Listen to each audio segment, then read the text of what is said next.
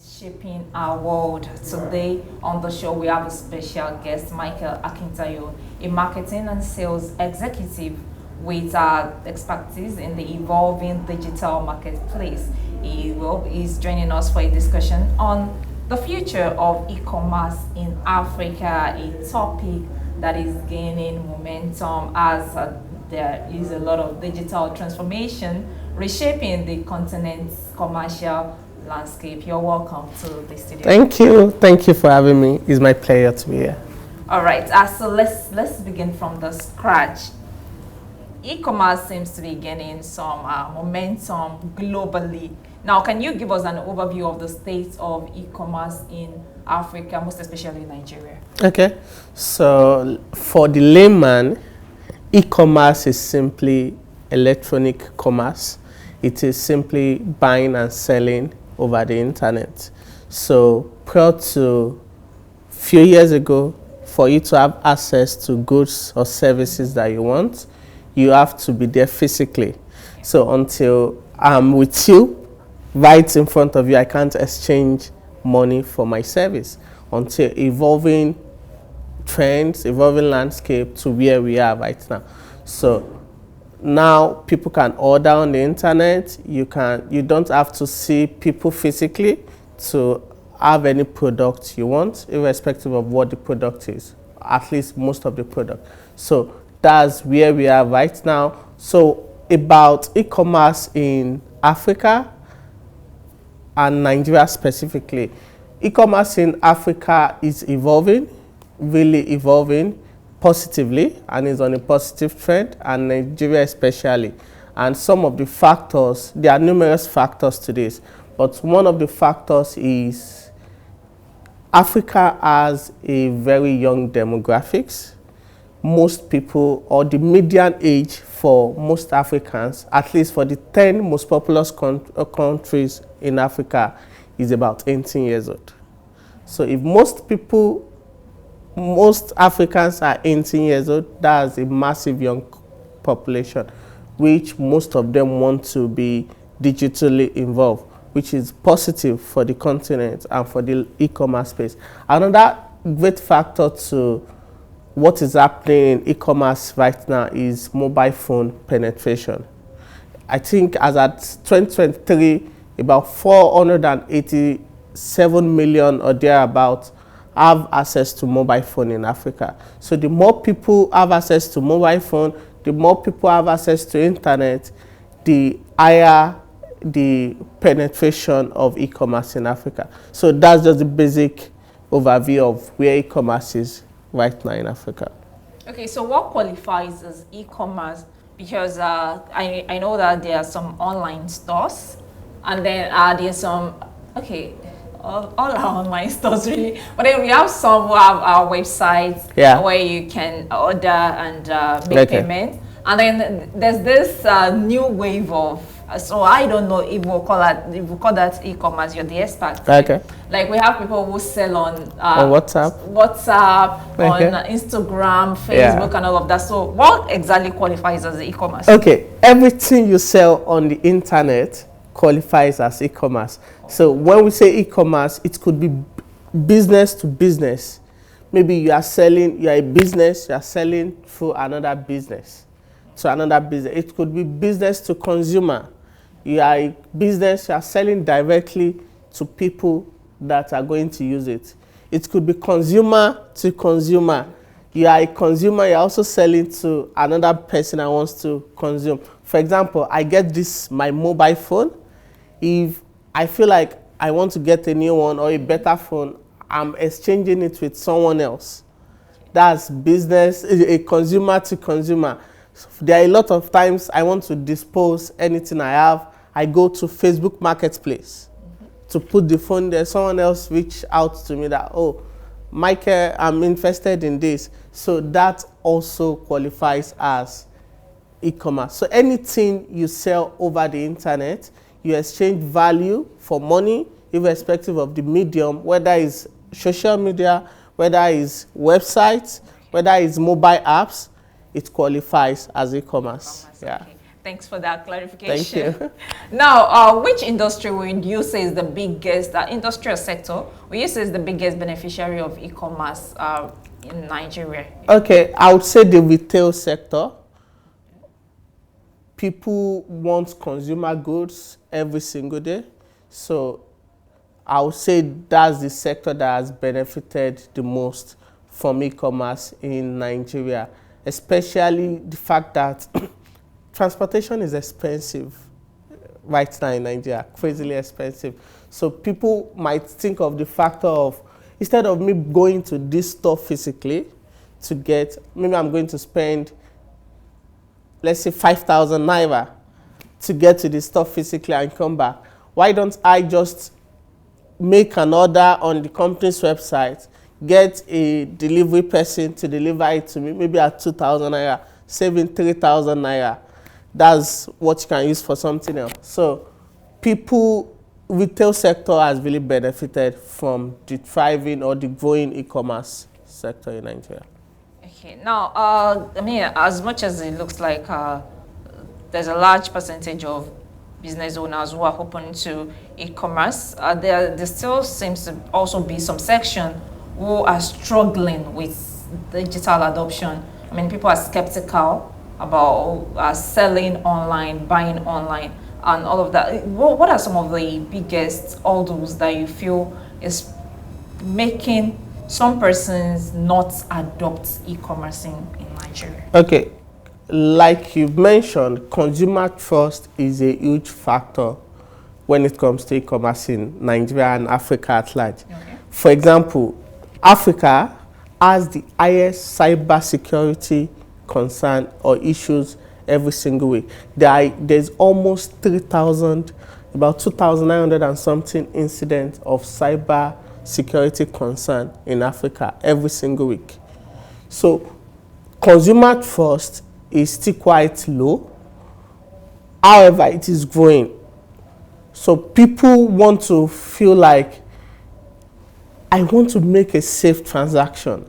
So there's still that element of, oh, I've never met this person before. I don't know how genuine this website is. So those concerns are still there. However, there is evolving, people are evolving to see, okay, this is how I'm going to know a genuine website.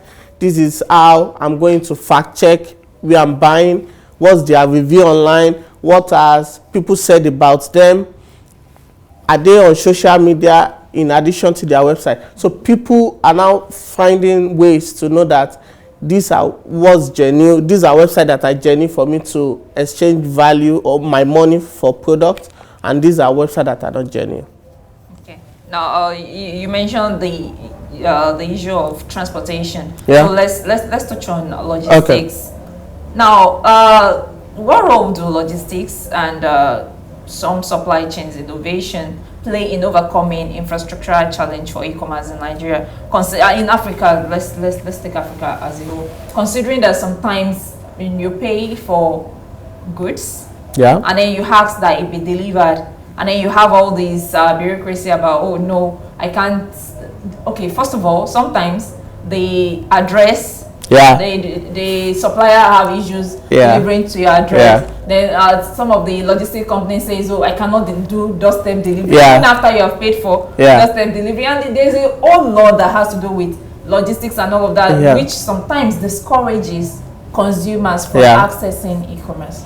Okay, so let me say that urbanization rate in Nigeria currently is about 46%. So it is growing. However, there are still a lot of infrastructure deficit.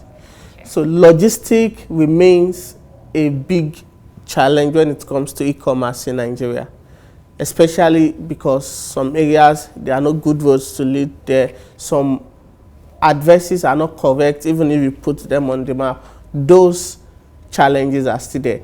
However, they say necessity is the mother of invention.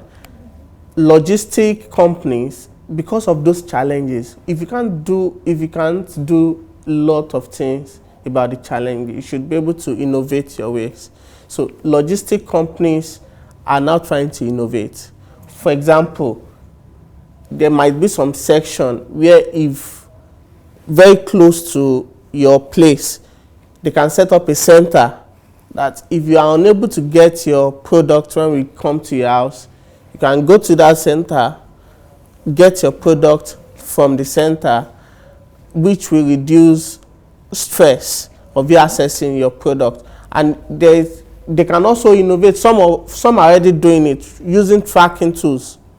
Okay. So you can track when your product move from maybe the station where you ordered it to a nearby station, to the point of this is when they are going to bring it to your house. In fact, it could move a step further. In developed countries, it could move a step further that you would know the time they are going to come to your house. So those things are still work in progress in Nigeria. In abroad, you can even deliver through drones.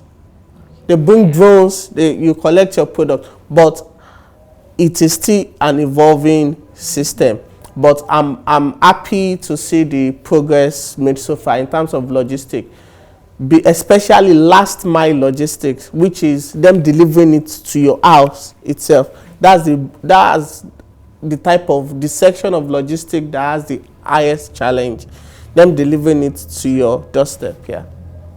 Now, localizing or domesticating e-commerce, what are some business models that you feel will work best in the African context concerning e-commerce, or this, all form of e-commerce, considering that e-commerce didn't even emanate from here. I mean, it's a copy from what was obtainable in Western world, and you see how effective those things are. You buy stuffs abroad and it's easy to make return. Yeah. When you return, there are return policies, you get your refund almost immediately. But then there are a lot of issues, a lot of factors there, in fact, sometimes the whole process is so cumbersome that even when you have a wrong order, you just want to take it, because the process of having to return and then getting your money. So what are some local policies or local models that we feel can work considering the context of where we are? Okay. Let me say it is twofold. Okay. There is responsibility of government and there is responsibility of the company and individual ordering the product. The responsibility of government is to have policies or to make laws that protect the consumers more. So if there are those policies, and not just having those policies, we have some in Nigeria, but they should make sure that people are actually following the policies that protect consumers a lot. So if those policies are there and producers, consumers are adhering or know those policies and adhering to those policies, there will be less challenge as regards that. The other one, which is what consumer can control, is to make sure that you know what you're ordering. Like I said, there are things you can control and there are things you cannot control. So you should know what you're ordering, pay attention to the size, ask questions, read reviews. All those things will protect you from. There are a lot of times I want to make purchase online and I read reviews and I say, oh no, I shouldn't go there, because it will end in tears, right? So read reviews, and also producers should make sure that they are selling what they said their product is. It's not what I ordered versus what I got. Yeah. So producers should try as much as possible to. But I feel like the most responsibility is on the government, making laws that protect consumers a lot. That will go a long way to solve refund challenges. So in terms of business model, there are different business model e-commerce platforms operate with. Okay. There's subscription-based model, Maybe if you are using this platform, you pay a particular amount every single month. For example, people pay for Netflix every single month. However, in Nigeria, people don't really like, people prefer one-time payment than expecting them to pay monthly. And it's the situation of the country. You have to abide by it, right? You have to just dance to the tune of the country. Most people don't like. From personal experience selling, most people don't like subscription-based model, except if they don't have any other option. So another option that could work is freemium. That's, you give some things free, then you ask them to pay for the rest. So maybe basic features, you make it free. If basic features are free, they get the benefit from the basic stuff, they will be eager to explore the additional features with payment. So that could also work in Nigeria and Africa at large. Okay. Now, you talked about how we could protect consumers and all of that. What about the sellers themselves? Because again, we've had instances where people, and it happens most especially with this issue of pay on delivery. Yeah. And then you have invested so much into logistics and all of that, and then the product gets to the consumer can reject. The consumer can tell you, oh, I don't have funds now. And then there are instances where a seller sends the right product, sends all of that, and the consumer just still insists that I just don't want it anymore. So now it can, maybe for big companies and all of that, they can bear the cost. They can bear the cost, but what for small businesses who are just trying to get by? Is there any law that protects them in Nigeria, or what are the things that they can do to protect themselves to ensure that they don't incur so much on trying to satisfy customers and end up not getting any gain in return? Okay, so for producers or for sellers, the first thing I'm going to advise is to have brand policies. What are your policies? Okay. What are your refund policy? What are your exchange policy, payment policy? You should have those things in place, and your consumers should be aware of it heads on even before they exchange money with you. If you don't have those things in place, there's little to nothing that you can do, because consumers are the king. They are the one that make you to be in business. Without consumers, you can't be in business. So what I feel you can do is to make sure that this is what I want from myself. This is the commitment I'm making to you as my consumers. If these are the product I'm going to get back, if I'm not going to get it back, can I repair it for you? So you have to have those policies in place to protect yourself. If you don't have those policies in place, there's little to nothing you can do. Have those policies in place, communicate it to your consumers, and those policies, you can easily get a lot of templates online. Refund policies, you can get templates. You see what people have done, then you adapt that for your own business so that you can just protect yourself as much as you love your customers. Okay, now building up on that, for small businesses and medium-sized businesses that are looking to venture into e-commerce, what are some key strategies that you feel are important for them to adopt? Okay, so let me just put it in 3 basic steps. The first is your product and services. Make sure your product and service is really delivering what you promise the product and service will deliver. Don't promise A and deliver B. So that's the first thing. The second thing is access. How do they access the product? Do you want to make it just social media? Do you want to build a mobile app? Do you want to make it text-based? They can reach out to you on text. Do you want several social media instead of one? You have to decide that. Do you want just a simple website where they can order for your product? You have to decide the place they can have access to that. The third will be the payment. Payment is everything. There's no point people come to your website and they can't pay. So you have to make payments seamless as much as possible. How can they pay for your product? You have to figure that out. There are tons of options right now in Nigeria and in Africa if you are listening to this outside Nigeria.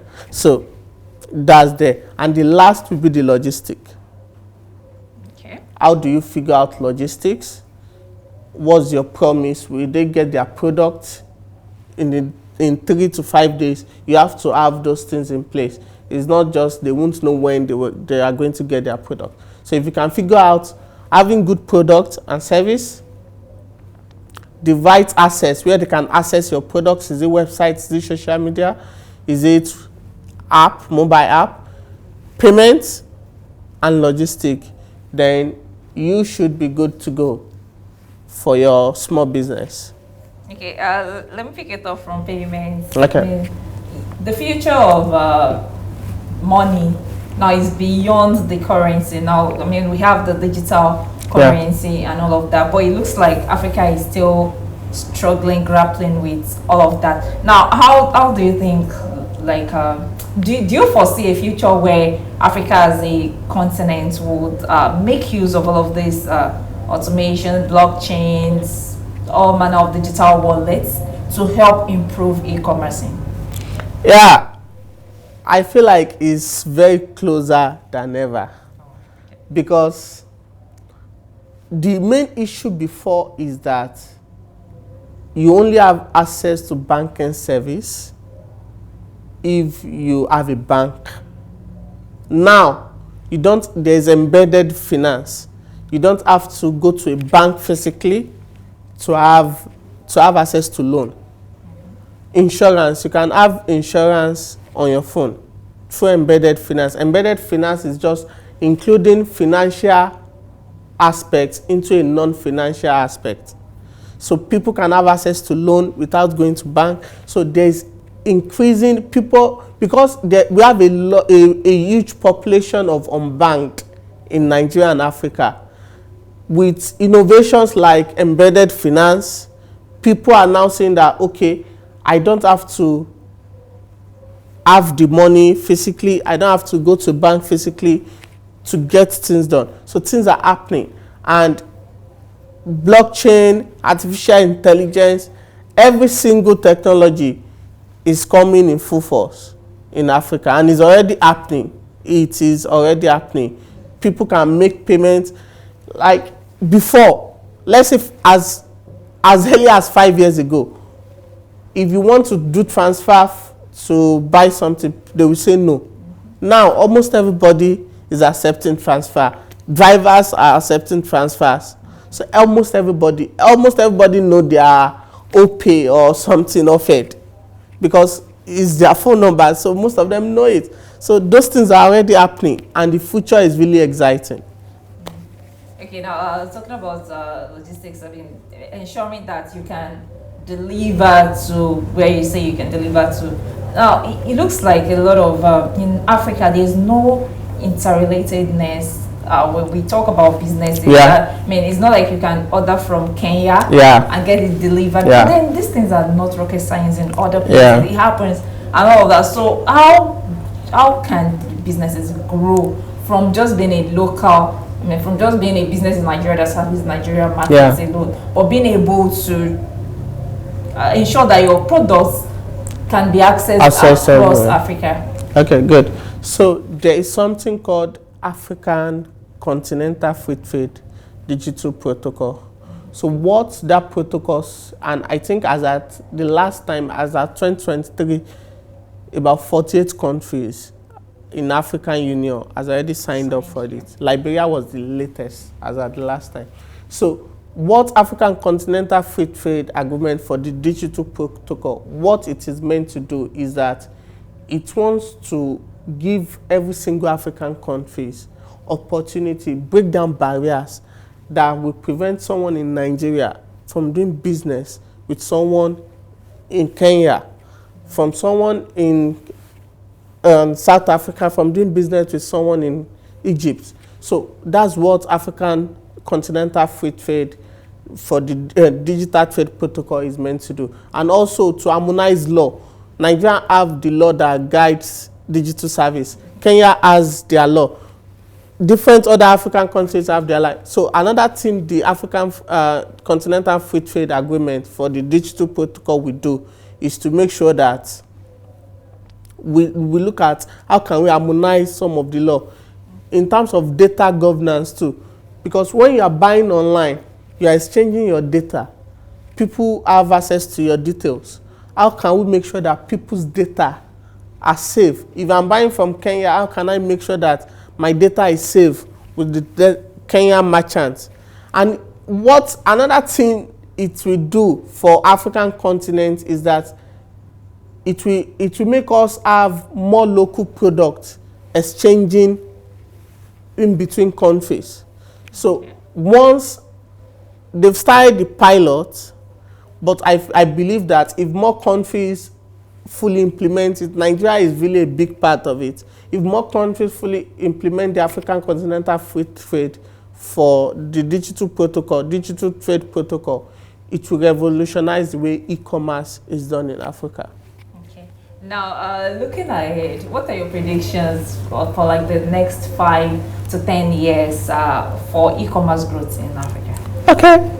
So my prediction number 1 is, as we already know, we have huge young population. Median age is 18 in Africa. The prediction number 1 is that because of that, there will be high rate of mobile phone adoption. We already have high rate of mobile phone penetration, but I believe it will be far higher, and there are statistics to back it up. We are currently at about 487 million. In the next 5 years, it should exceed 600 million or 700. So that's prediction number 1. Prediction number 2 is that once the African Continental Free Trade Agreement for digital protocol is fully implemented, more businesses will happen between African countries. The third prediction is that there will be a lot of partnership. Fintech apps in Nigeria will be able to partner easily or buy each other out so that they can work effectively. It's already happening, but I feel like in the next 5 years, there will be a lot of that happening. And there will be high rates of mobile money adoption. People will be able to do business without having to go to a physical bank. Lastly, there will be a lot of artificial intelligence and blockchain adoption, especially in areas of marketing and in areas of logistics. People will be able to track whatever it is they order more easily. People will be able to get their product more easily. All right, thank you so much, Michael. Thank you for sharing this insights on the future of e-commerce in Africa. Thank you so much for coming. Thank you, my pleasure. So it is clear that while there seems to be a lot of challenges, there are also opportunities for businesses and consumers when it comes to e-commerce. So we hope you have found this discussion enlightening, and if you're still considering trying to make up your mind, you've been able to understand now that you can leverage on e-commerce to put your business out there. So that's the much we'll be taking on this discussion segment. Be sure to join us next time on other thought-provoking discussions on New Frontiers Television. Until next time, I am Adiola Adebuki.